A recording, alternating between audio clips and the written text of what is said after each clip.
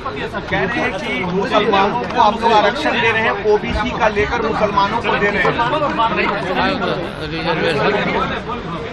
Reservation तो मिलना चाहिए मुसलमानों को पूरा। चलिए, नमस्कार, मैं हूं राणा यशवंत और आप देख रहे हैं इन खबर। लालू प्रसाद यादव के बयान ने अचानक राजनीति में भूचाल ला दिया है।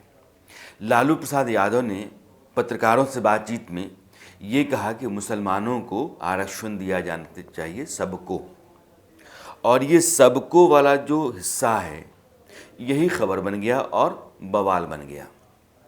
बीजेपी बहुत पहले से कर्नाटक के मामले को लेकर के कांग्रेस को घेरे हुए है और नरेंद्र मोदी अपने चुनावी मंचों से कांग्रेस की मंशा पर सवाल उठाते हैं कि ओबीसी के लिए आरक्षण का जो कोटा है 27% का, उसके भीतर कांग्रेस मुसलमानों को घुसेड़ रही है और ओबीसी का हक मार रही है। कर्नाटक में हुआ ये कि वहाँ अलग अलग कैटेगरीज में मुस्लिम जातियों को ला करके और ओबीसी के दायरे में खड़ा कर दिया गया। यानी कर्नाटक के जितने भी मुसलमान हैं वो सारे के सारे ओबीसी में हैं।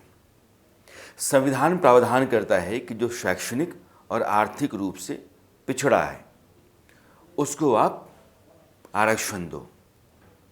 धर्म के आधार पर आरक्षण का प्रावधान नहीं है, लेकिन कर्नाटक में 4% का कोटा भी मुसलमानों के लिए है और ऐसी कोशिशें आंध्र प्रदेश में भी की जाती रही हैं। वाईएसआर की सरकार जब आंध्र प्रदेश में थी तो उसने मुसलमानों के लिए आरक्षण तय किया सरकारी नौकरियों में और पढ़ाई में। अब यह जो व्यवस्था रही है कर्नाटक आंध्र प्रदेश में और 90 के दशक में, इस व्यवस्था में आगे अब की जो सरकार है कर्नाटक में, उसने सभी मुसलमानों को उसमें ला करके खड़ा कर दिया ओबीसी कोटे के भीतर ही। यह बवाल चल ही रहा था। इसी दौरान लालू प्रसाद यादव ने कह दिया है कि सभी मुसलमानों को आरक्षण मिलना चाहिए। जैसे जितने भी हिंदू तबके की जातियां हैं, आप कहें कि अगड़ों को भी आरक्षण मिलना चाहिए। मुसलमानों के भीतर दो तबके हैं, एक जिसको आप पसमंदा कहते हैं, पिछड़ा मुसलमान, एक अशराफ है जो अगड़ा मुसलमान है, जिसमें पठान आता है, सैयद आता है, ये खान आते हैं। जो अगड़े मुसलमान हैं और पिछड़े मुसलमान हैं, पिछड़े मुसलमानों की कई जातियों को आरक्षण के दायरे में रखा गया है। जब बीपी मंडल कमीशन की रिपोर्ट तैयार हुई 1980 में, कमीशन तो मुरारजी की सरकार ने बनाया, जनता पार्टी की सरकार ने, लेकिन रिपोर्ट जब आई तब देश में सरकार बदल गई थी और इंदिरा गांधी प्रधानमंत्री थी। उस रिपोर्ट को 10 साल तक लागू नहीं किया गया। जब विश्वनाथ प्रताप सिंह की 89-90 की सरकार आई तब उसको लागू किया गया। ओबीसी SC ST का आरक्षण पहले से चल रहा था 15.5%, 27% ओबीसी को जगह दी गई और कोटा 49.5% 49% तक बढ़ाया गया। तो 15.5% SC ST और 27% ओबीसी, यह कुल कोटा जो बनता है आरक्षण का दायरा, वो 49% है। और इसी ओबीसी दबके में मुसलमानों की कई जातियों की जगह बनाई गई। लेकिन अगर आप मुसलमान को, ईसाई को या दूसरे धर्म के लोगों को अलग से आरक्षण देते हैं तो ये संविधान के विरुद्ध है, क्योंकि संविधान धर्म के आधार पर आरक्षण की बात नहीं करता है। और जब आप लालू प्रसाद यादव ये कहते हैं कि सभी मुसलमानों को आरक्षण मिलना चाहिए, तो स्थिति एक ही बनती है कि 49% जो कोटा बचा हुआ है ये अपर लिमिट है। और बार बार सुप्रीम कोर्ट ने या हाई कोर्ट ने उस हर फैसले को जो सरकारों के द्वारा लिया गया 50% के अपर लिमिट से ऊपर कोटा ले जाने का, उसको रद्द किया। अगर आप चाहते हैं कि कोटा बढ़े तो संविधान में संशोधन करना पड़ेगा। तो मौजूदा जो व्यवस्था है उसमें अगर सभी मुसलमानों को, यानी कि जो अगड़े मुसलमान हैं, जो सैयद हैं, जो शेख हैं, जो पठान हैं, खान हैं, उनको भी आरक्षण के दायरे में लाते हैं, तो फिर सवाल उठेगा कि बाकी जातियों को आप क्यों छोड़ रहे हैं जो अगड़ी जातियां हैं। सभी मुसलमान सिर्फ इसलिए आरक्षण के हकदार हैं क्योंकि मुसलमान हैं।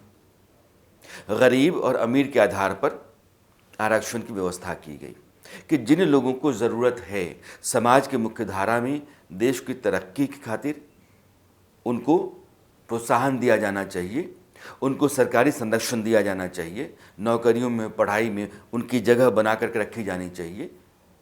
इस मकसद से आरक्षण आया। लेकिन मैंने मान लिया कि आपकी मंशा यही है कि सभी मुसलमानों को आरक्षण दिया जाना चाहिए, तो आप उनके हक की बात कर रहे हैं। आपको लग रहा है कि नहीं, मुसलमान पिछड़ा तबका है, ज़्यादा गरीब है, जो अगड़े मुसलमान भी कहे जाते हैं वो भी हिंदुओं के मुकाबले ज़्यादा गरीब हैं, इसलिए सभी मुसलमानों को आरक्षण के दायरे में लाओ।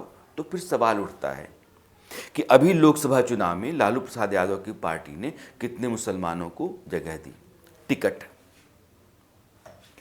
1990 से लेकर के 2005 तक 15 साल और बीच बीच में 17-15 महीने, तो कुल मिलाकर के 16 साल या 17 साल आपने सरकार चलाई और आपकी जो ज़मीन है उसकी बुनियाद दो ही जातियों पर है, मुसलमान और यादव। तो फिर मुसलमानों को आपने टिकट कितना दिया? अगर इंडी अलायंस की बात मैं बिहार में करूं तो सिर्फ 2 टिकट, 17% आबादी है। अगर 17% के लिहाज से भी आप देते तो 5 टिकट आपको देना चाहिए था या 4 टिकट देना चाहिए था, और कांग्रेस ने 2 टिकट दिए। 40 सीटों वाले बिहार में 4 सीटें इंडी अलायंस ने दी हैं। ना तो वीआईपी ने किसी मुसलमान को टिकट दिया है और ना ही लेफ्ट वालों ने किसी को टिकट दिया है।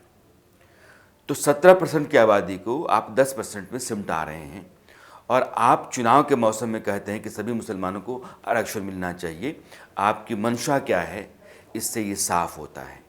और देश के लोगों को समझना चाहिए कि राजनीति में चुनावों के दौरान और चुनाव के बाद भी जो कहा जाता है और चुनावों के बाद जो किया जाता है, दोनों को आमने सामने रख करके जनता को देखना चाहिए। 15 साल में लालू प्रसाद यादव की सरकार ने या कांग्रेस की सरकारों ने मुसलमानों का कितना भला किया है, कितनी बेहतरी हुई उनकी, उनके कैंडिडेट कितने रहे हैं। आप पूरे उत्तर प्रदेश, महाराष्ट्र का मसला क्या है? 48 सीटों वाला राज्य है और कार्यकारी अध्यक्ष कहता है कि एक मुसलमान को टिकट नहीं दिया गया, मैं पार्टी से बाहर जाऊंगा। तो ये आपकी असलियत है और आप मन से कहते हैं कि सभी मुसलमानों को आरक्षण देंगे, और कर्नाटक में ओबीसी के दायरे में मुसलमानों को ला करके ओबीसी के हक को आप मार रहे हैं। यही पिछड़ा वर्ग आयोग आपसे कह रहा है और आपसे सवाल भी कर रहा है, जवाब आप नहीं दे रहे हैं कर्नाटक सरकार की तरफ से। तो इसलिए यह जो हकमारी है और दूसरों के अधिकार के लिए धर्म के आधार पर आरक्षण की बात करके संविधान विरोधी बात करना है, यह सब एक ऐसा प्रपंच रचा जा रहा है जिसके पीछे मंशा ठीक नहीं है। सिर्फ इतना ही भर है कि चुनाव में हम जितना अपनी नैया पार ले जाएं, जितनी दूर तक ले जा सकें उतनी दूर तक ले जाएं, और यह गलत है।